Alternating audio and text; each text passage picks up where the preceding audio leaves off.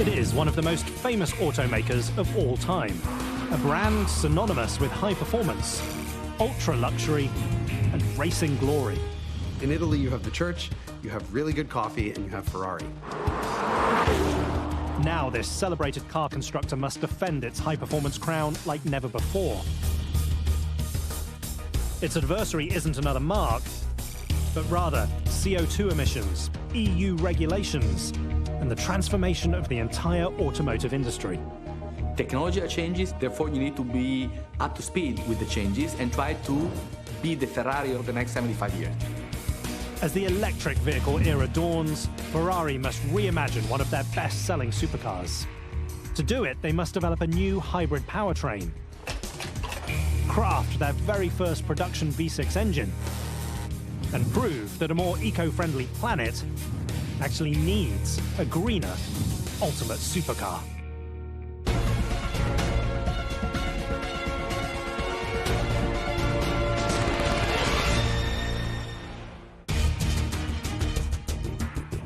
It charges from 0 to 100 kilometers per hour in 2.9 seconds. Hits the 200 mark an eye blink later, and eclipses a 330 kph top speed. The Ferrari 296 GTB, a plug-in hybrid that's been built to help the marque enter a new age. But is it enough to secure Ferrari's future? When you see the prancing horse on the car, you know it's a Ferrari, it's untouchable. It is untouchable legacy. For over 75 years, Ferrari has been a dominant purveyor of speed. Yet now, the need to lower carbon emissions is pushing the marque into a new era. No one knows where the world is going, but we all see that the world is changing in ways that we never thought possible 10 years ago. As the world decouples from fossil fuels, Ferrari has to change. The European Union has mandated that by 2035, all car makers must switch to zero-emission powertrains, even the likes of Ferrari. We are living a challenging moment for the future of car and technology. What's being legislated out of existence is all the stuff that makes a Ferrari a Ferrari.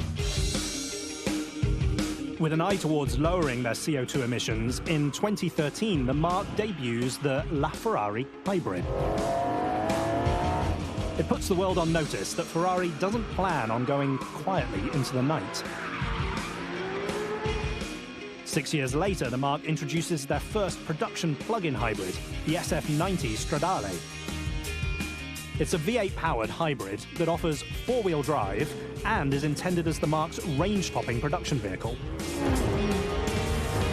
Yet both are built in relatively small volumes. To truly go green, the marque needs an everyday hybrid. We say that the hybrid component has to be there in order to boost performance and give something more to the car itself. Bringing the 296 GTB hybrid to market pushes engineers to overcome three challenges. First, they must develop an all-new hybrid powertrain.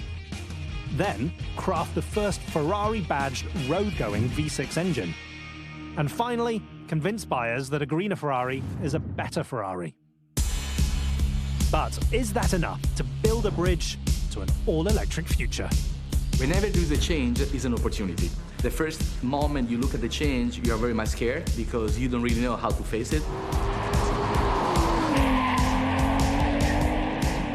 Every Ferrari has to uphold the legacy that came before it. Yet the 296 GTB hybrid might face even more pressure. It's the marque's first green entry-level vehicle. Many wonder if purists will accept it.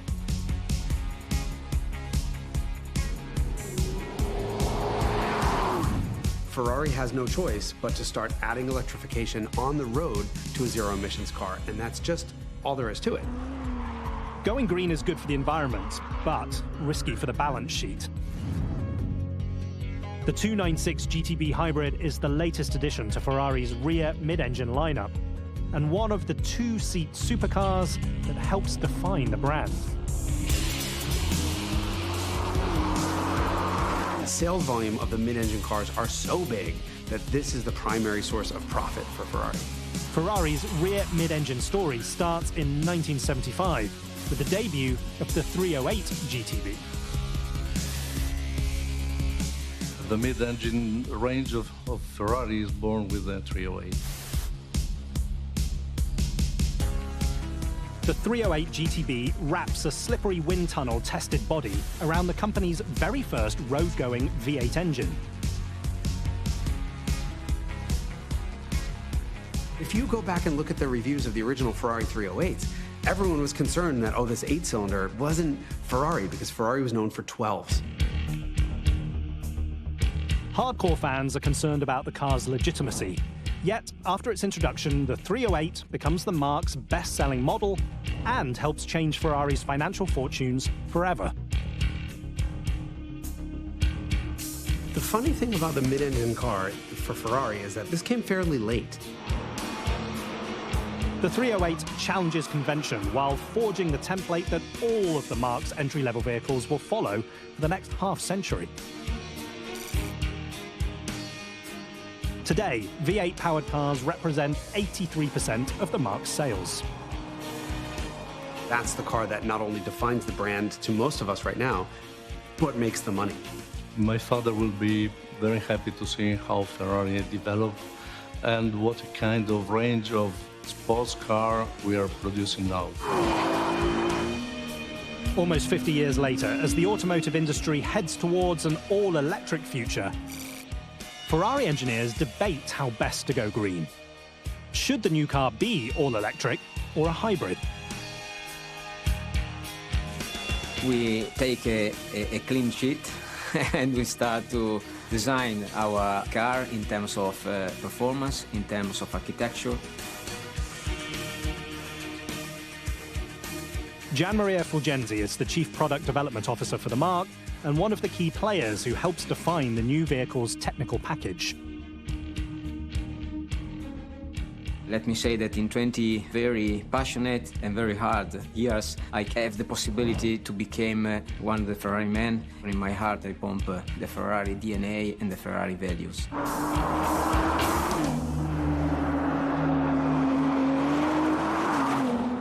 Crafting the 296 GTB Hybrid's technical plan doesn't start with its exterior, but rather its soul. The technology is a chance, is opportunity to increase and improve continuously our product. The team's first major decision is to engineer a powertrain with punch and efficiency. When you're driving a traditional car, you're burning fuel and taking that fuel and turning it into forward motion. That motion is lost anytime you hit the brakes. That turns that energy into heat and it's gone into the atmosphere.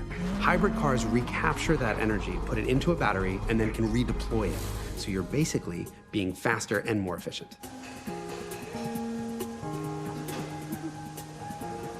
Hybrids can be green and powerful, yet how each car manufacturer utilizes the tech varies.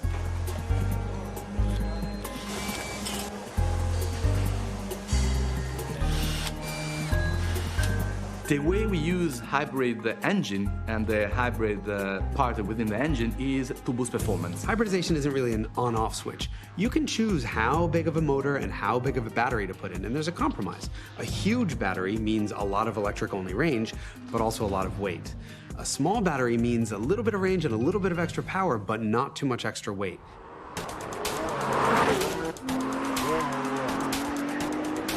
The Marque's approach isn't range, but rather the racetrack. Their plan is to combine a traditional combustion V6 engine with a single electric motor that will act like a massive turbocharger, adding even more performance. Together, the two units produce 830 horsepower. The plug-in hybrid system is the most complex system you can have. Now, because you have a combustion engine, you have a gearbox, you have e-motors, you have a battery. Developing a new hybrid system is extremely difficult because it combines not one, but two different propulsion systems in a single vehicle. With the 296 GTB. We moved from the V8 to a V6. We coupled with an hybrid engine. An innovative hybrid propulsion system sounds good in principle. However, to lower emissions, it'll require a new downsized combustion engine that challenges the company's core conventions. And makes one wonder if an eco-sensitive Ferrari is actually a Ferrari after all.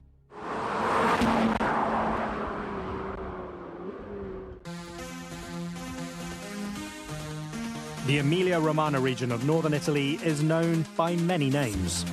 Few might be as evocative as La Terra dei Motori, the land of motors. La Terra dei Motori, this is where everything was born. La Terra dei Motori is home to some of the most prestigious supercar manufacturers in the world, including Ferrari, Maserati, and Lamborghini. Yet, in a land of automotive titans, one man stands taller than the rest: Enzo Ferrari. My father was living for racing. Motor racing was really his passion. He was always following the new technologies. Enzo creates an automotive empire, and in the process, almost single-handedly forges northern Italy's destiny. Yet now, this famed area stands at the crossroads. The supercars that make it famous are quickly becoming endangered. Right now, as a planet, we're making the collective decision to protect our planet. The big question is how Ferrari manages that transition. Do they just go straight electric? Do they give up what makes the brand, or do they invent something new? In order to make the leap to an all-electric future, Ferrari must adapt. Engineers decide to transform their rear mid-engine platform by adding a hybrid powertrain. Yet one question remains: what type of combustion engine to pair with the electric motor? The reason to go to a V6 is quite obvious. The roadmap to reduce CO2 we started.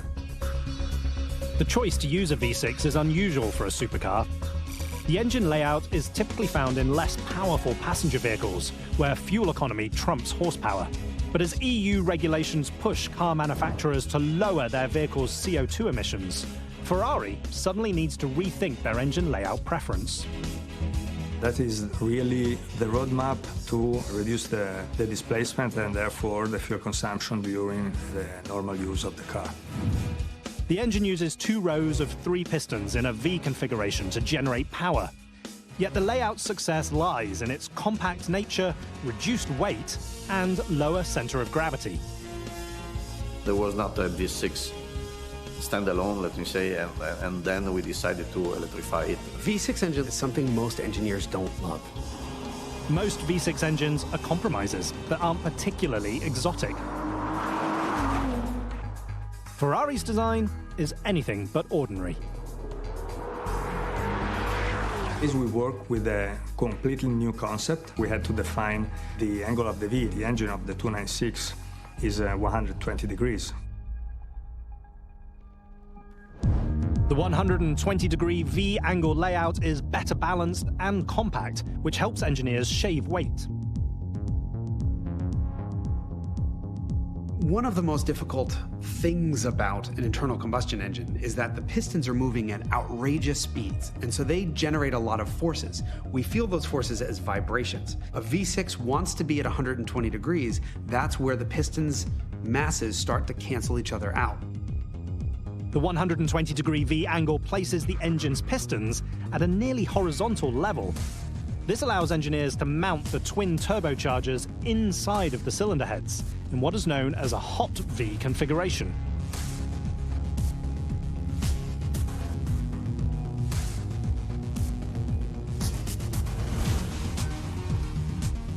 It's the first hot V. The fact that we had a 120 degrees gave us a lot of room in the middle of the engine. Placing the twin turbos inside the V makes it easier to cool the engine, which is absolutely vital since it generates over 1,000 degrees of heat. That's nearly the same temperature as molten lava. The Ferrari way is a unique We are pushing always to innovate. The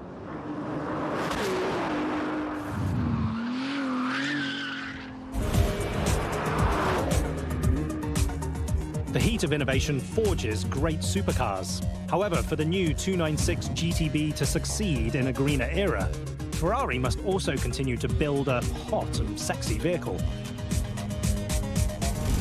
Something that comes down to the flick of a pen and a delicate dance with air.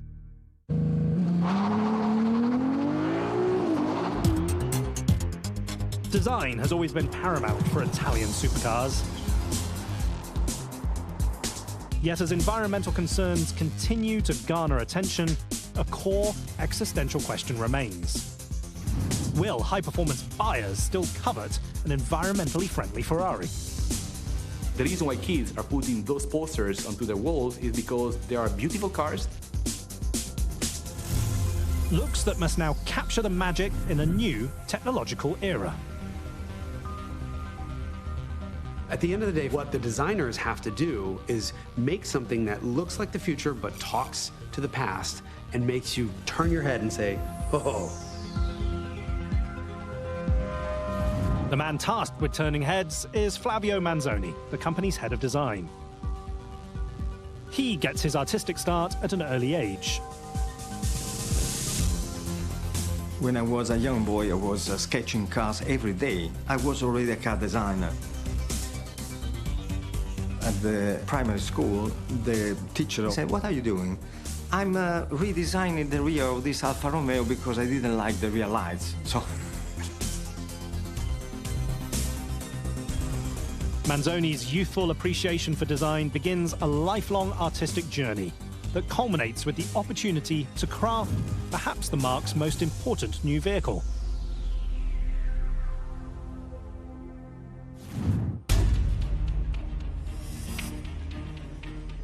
A new project is a new journey, which is starting. We know that we want to create something new.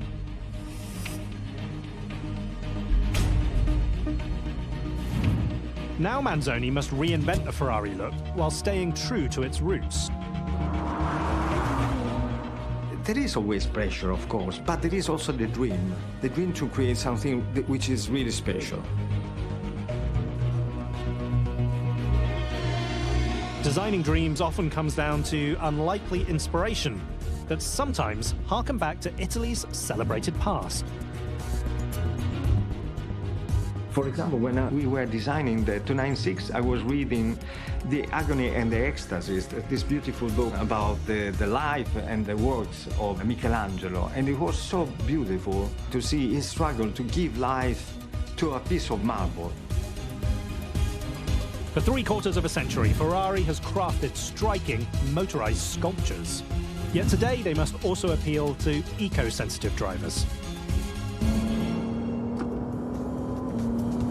The architecture of this car is really beautiful, with the cabin which is sitting quite in front of the volume of the car, so there is a kind of cab-forward effect.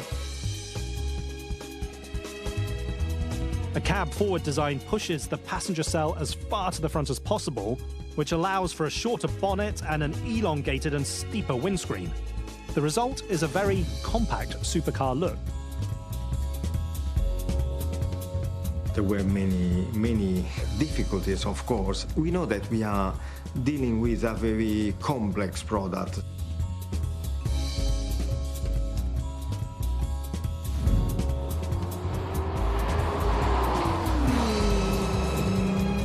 A supercar's complexity stems from its unique combination of needs.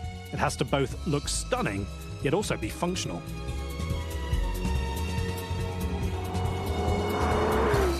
It's difficult to make a synthesis of a very complex process. When my team and we start the creative process, we have to really understand all the principles of a new car. We start analyzing the technical aspects. Science and aesthetics must be together. It's like a marriage.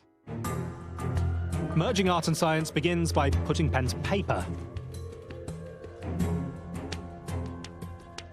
Traditional art then moves to the digital realm, where one of the team's first decisions is to radically alter the stance and proportions of the Marque's historic mid-engine layout. We wanted to make a very compact hybrid Ferrari to get this beautiful feeling like driving a go-kart.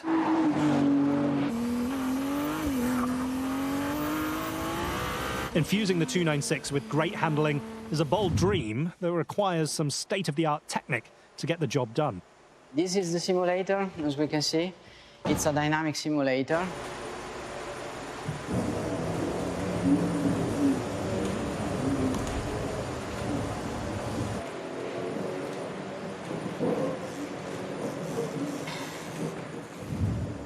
While it might look like a video game, the virtual simulator is actually a cutting-edge tool that allows engineers to drive the 296 before it ever exists.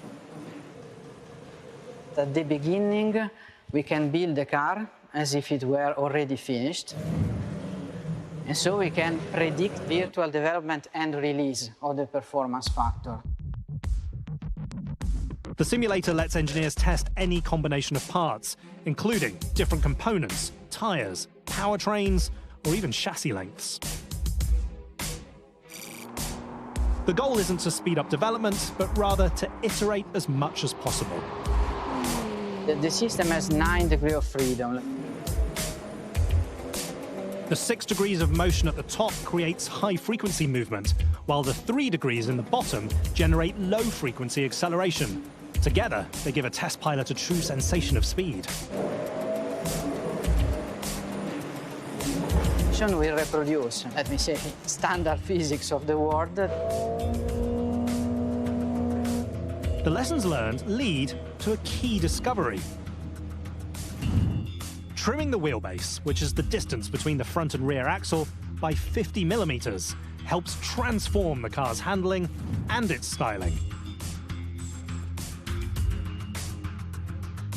Talking about the 296, there is this beautiful short wheelbase which conveys a totally different aspect. It's an 830 horsepower difference built to fight convention and customer beliefs on its way to redefining the future for the Marque, something that Ferrari has been doing for a very long time.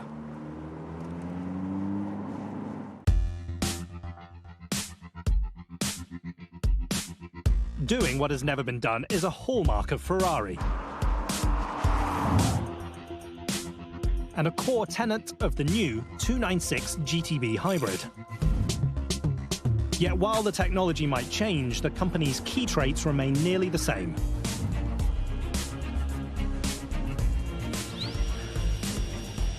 And whatever powertrain we're going to have, we want to make sure that we stick to few simple elements: performance, Italian design, craftsmanship.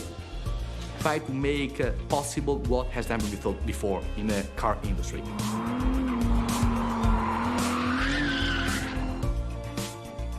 It's the first Ferrari-badged production car to feature a V6 engine, but it almost certainly won't be the last. If you get stuck on cylinder counts, 296 has a problem because it is more expensive than the base V8 car. But I don't think Ferrari's looking at cylinder counts. I think they're taking a longer view. 296 shows us what's coming rather than what makes sense right now. That search for speed begins inside of the company's engine prototype lab. The small workshop is the key to the company's hybrid future.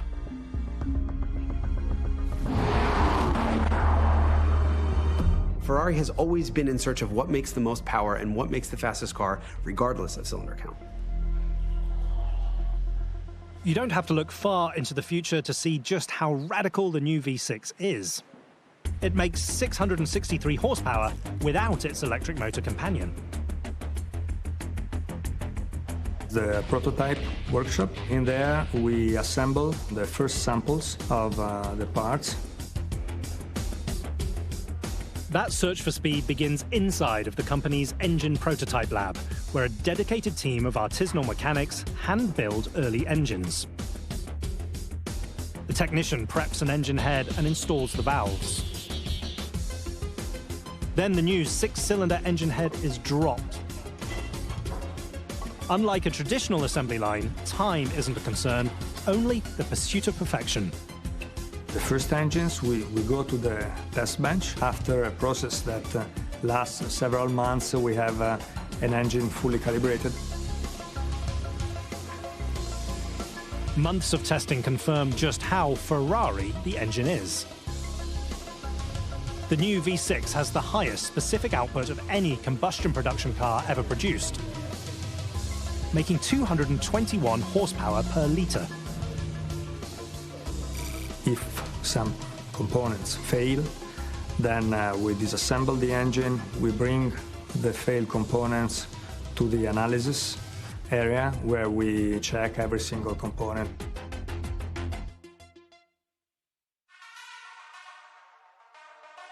It might look like a university science class, but the lab is in fact a highly advanced analysis facility. Technicians aim to understand how to prevent engine failure.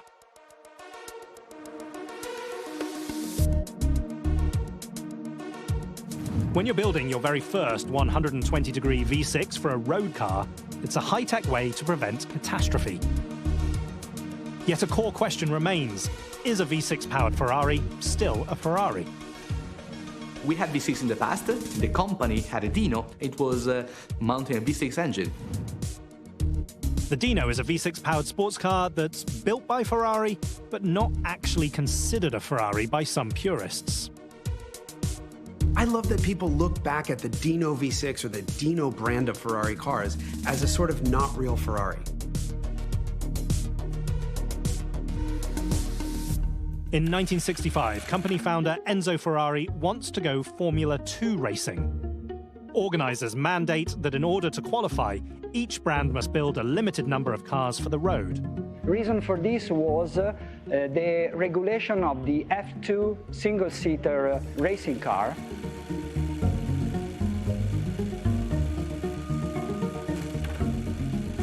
Enzo Ferrari's first son, Alfredo, helps design the engine.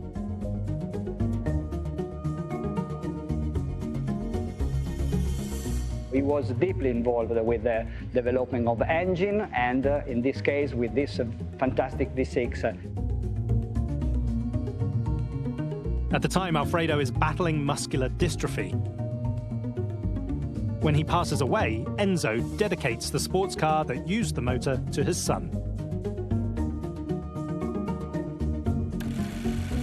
The name Dino was paying a tribute to Enzo's son and was used by Ferrari.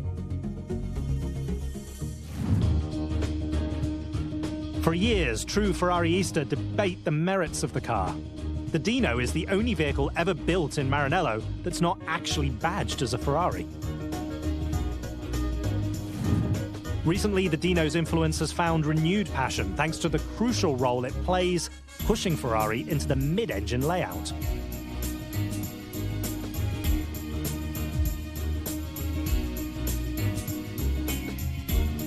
Because it doesn't say Ferrari on it. Let me tell you something about all the Dino cars. The certificate of title says Ferrari on it, the engine says Ferrari on it, and the repair bills say Ferrari on it. It is a real Ferrari. The new 296 GTB faces a similar debate amongst fans. Is a V6-powered hybrid a real Ferrari? Defining what makes a Ferrari can be tricky. Some say it's the car's Italian heritage, while others point to the historic use of a V8 or V12 engine. Yet as the electric era dawns, those definitions are changing. Whenever we develop a car, we try to make sure that we look forward as much as we can.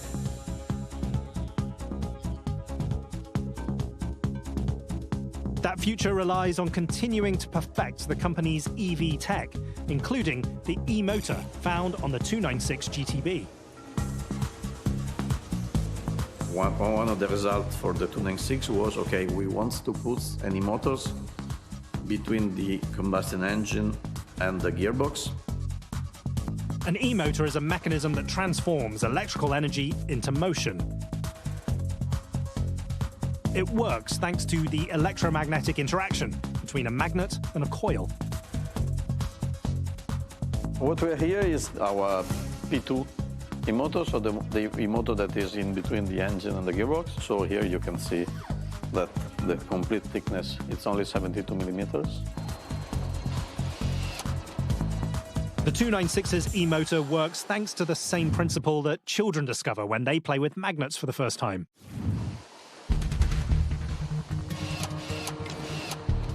If you have two magnets and you put the north close to the south of the magnet, and you move one, the other one moves. The two electromagnetic fields exchange forces. And here we do the same. In a hybrid propulsion system, the electric motor assists the traditional combustion engine by improving fuel economy and increasing performance. The new e-motor uses axial flux technology, which might sound like sci-fi, but actually is a way to describe the direction of the magnetic movement.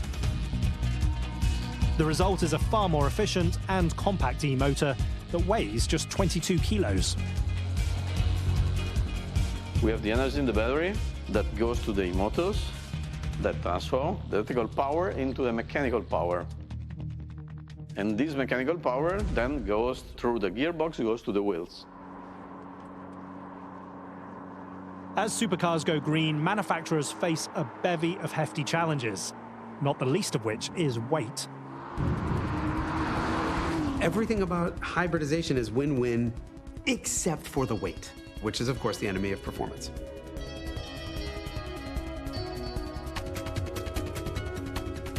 Hybrids typically weigh more because of the addition of the electrical components. Yet remarkably, the 296 GTB is less than 3% heavier than the marque's previous entry-level vehicle. Part of the secret is the vehicle's all-aluminium space frame. We use several kinds of aluminum in our chassis. We choose the perfect kind of aluminum for the perfect components. Cynically, I could look at Ferraris sticking with an aluminum space frame and say, oh, they don't have research and development money. Or I can weigh the cars, and the proof is in the pudding. New aluminium chassis take shape inside of the Scaglietti body shop in Modena, Italy. Every day we produce aluminum and carbon frames, which are then sent to Maranello to be built into the perfect jewels. The Scaglietti facility produces the body for every single Ferrari, including the 296 GTB. Crafting the all-aluminium bodies requires a combination of muscle and machines. There are three main stages to the body shop build process.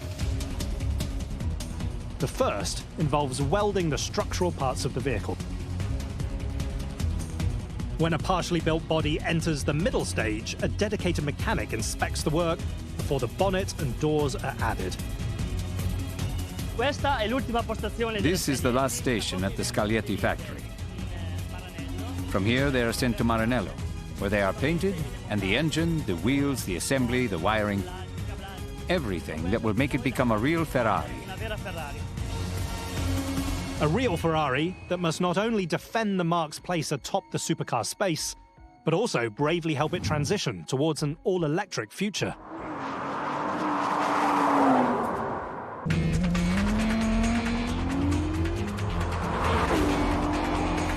Once electrified cars were considered a fad. Now almost everyone agrees they're the future of the automobile. Has Ferrari built a vehicle to meet the moment as the car industry transitions away from fossil fuels? 296 GTB is Ferrari's answer on how you combine the screaming mid-engine supercar with a changing world where you can't make a lot of noise, you can't burn a lot of fuel, but you still want that experience. That experience is born in Maranello, Italy. This is where every single Ferrari has been handcrafted for the past 75 years. Ferrari doesn't live in a vacuum. Ferrari has no choice but to make more efficient cars. And of course, they're not going to make them any slower. It's Ferrari. All that speed and efficiency starts life in a very slow way. Fresh bodies arrive at the company's paint shop.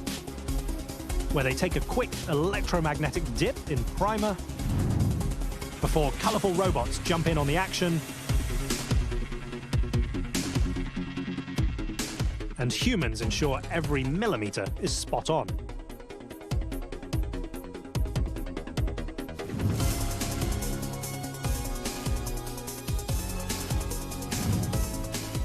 No matter where you go, you say the word Ferrari and people's eyes light up. People's eyes might light up, but only a few lucky souls get to actually experience a Ferrari. On a planet with 8 billion inhabitants, the vehicles made here are exceedingly rare. The company produces just over 11,000 new vehicles per year, and all that exclusivity has made the Mark the most profitable automaker in the world. Big business that's been built very slowly. We have 2 lines of assembly. This one we call 8-cylinder line. Nothing inside the final assembly hall is rushed. Yet the method in which they keep an eye on each build is state-of-the-art. This is the dashboard, and in each moment we can see all the cars inside our line. The digital dashboard shows the activity at each of the 50 stations in real time. And it takes just over 3 days to build a new car. Yet some people here have waited an entire lifetime to realize their passion. I was born in Maranello, and for me, now it's a dream. I grew up with a dream to enter inside this company, and 10 years ago, the dream came true.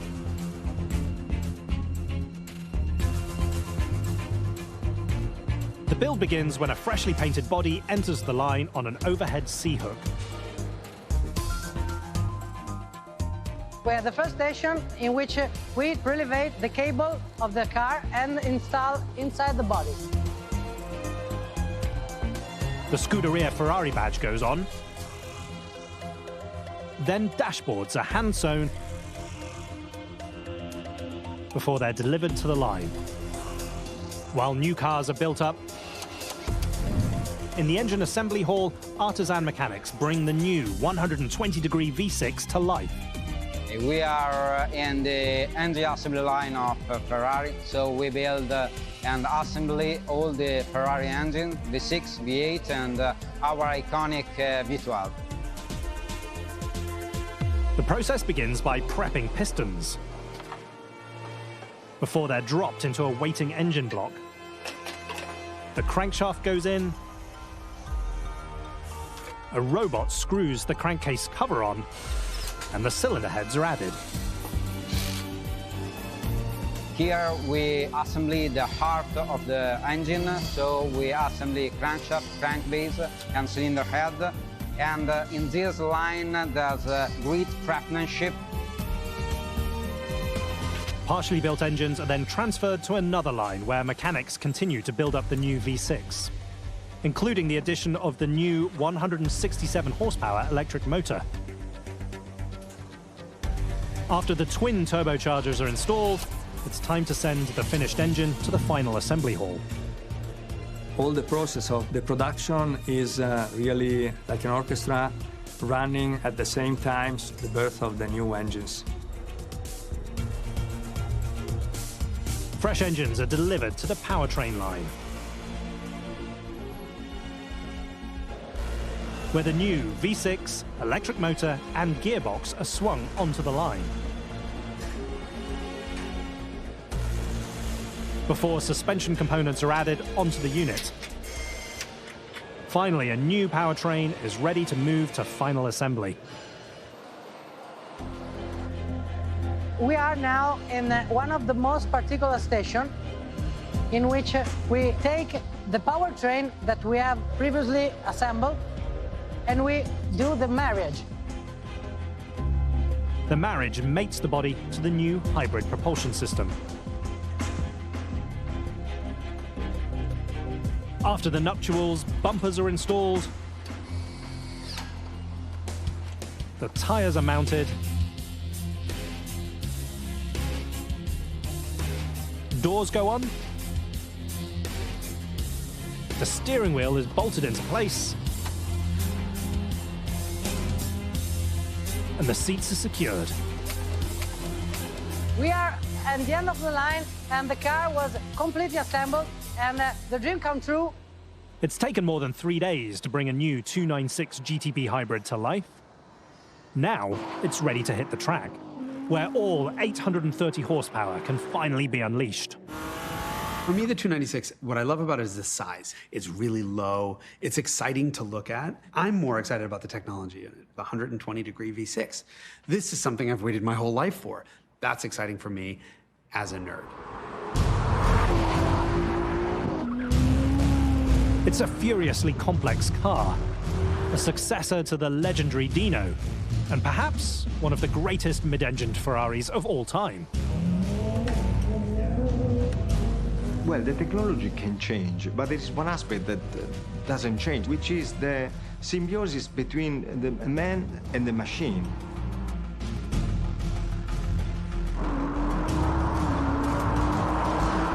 The 296 GTB captures the hearts and minds of enthusiasts and eco-drivers. It's 50% more CO2 efficient than previous Ferrari V8 internal combustion engines. We don't forget what we have been doing until now. Even if the technology is changing, we have to take the examples from the past to develop new technologies. It's something that you have to drive to understand. The 296 GTB, the greenest motor vehicle ever made in Maranello, the latest salvo in the EV wars, and a supercar built to forge a new Ferrari future. The 296 is the first hybridized, higher volume Ferrari, and that's basically looking in the future at what we're going to see next.